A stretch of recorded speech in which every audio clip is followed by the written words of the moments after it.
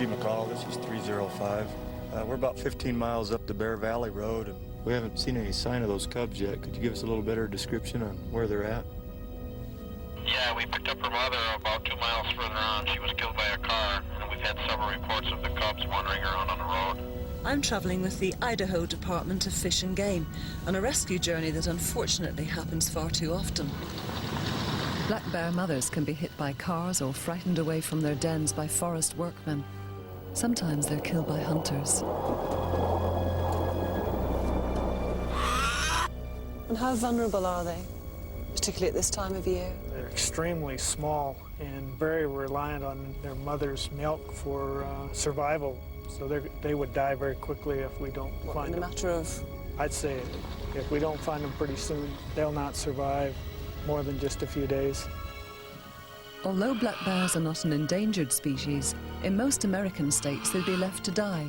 But in Idaho, they're rescued, reared by hand, and returned to the wild. Yeah, it looks like it's starting to cloud up. Probably get a couple inches of snow before it's all over. Unprotected and in temperatures below freezing, cubs are easy prey for predators. The good news is that soft new snow makes tracking a lot easier.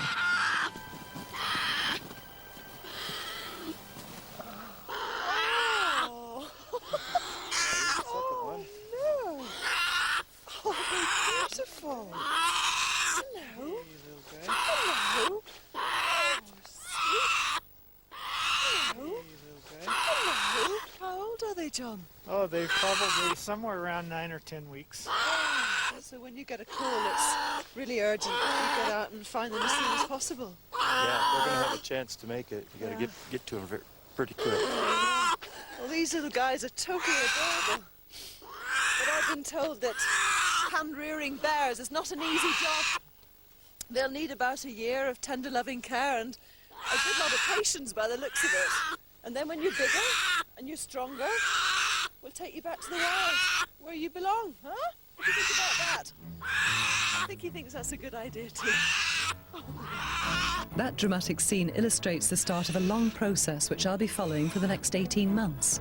It's a far cry from my life as an actor in England, but those cute little bears have got me hooked. Here in Idaho, orphans are cared for by a very special woman.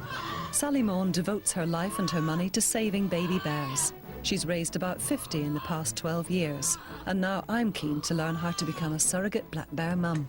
This isn't as easy as it looks. There, right. Have you got it?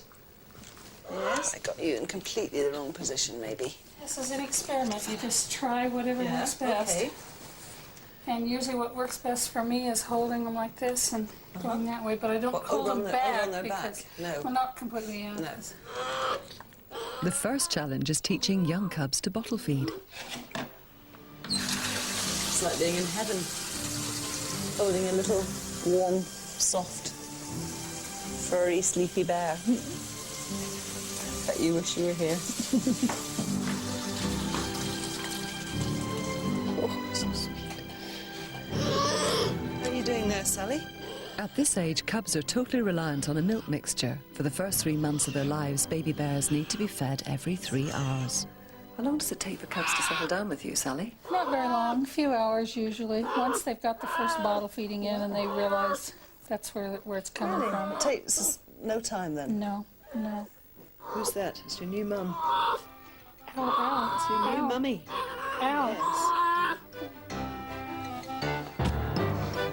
What a handful. When they're not exploring, they're demanding to be fed. Once fed, they're off again, up to all sorts of mischief. And they're fussy eaters. Smells really good. In the wild, cubs get a lot of attention from their mothers, licking them, playing with them, and of course, feeding them. So for almost a year, Sally becomes mum, attempting to make orphans feel safe and secure. It's an amazing noise. What does that mean? I call it chortling. It's when they're hungry before they start nursing, or when they nurse, they make this sound. And then also for security, if they're feeling they need reassurance or whatever, they'll do that. In this case, he's hungry.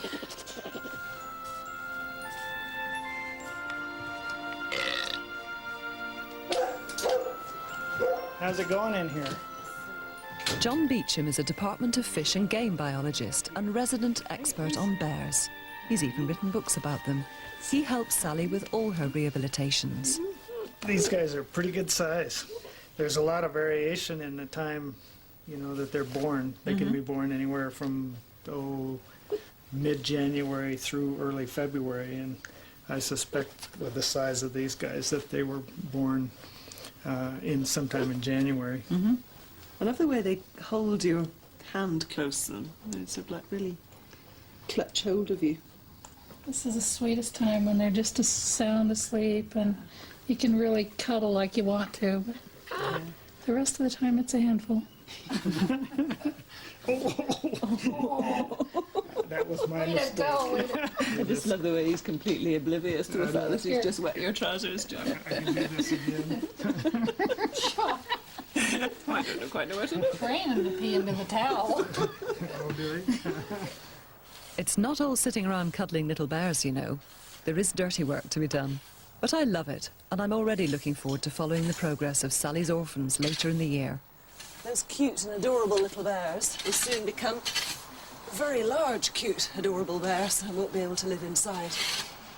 So we're just preparing this cage right outside Sally's house. They can come and live in here and put some clean hay down and be nice and snug. And when we come back next time round, they'll probably be living in here. So I better make a good job of it.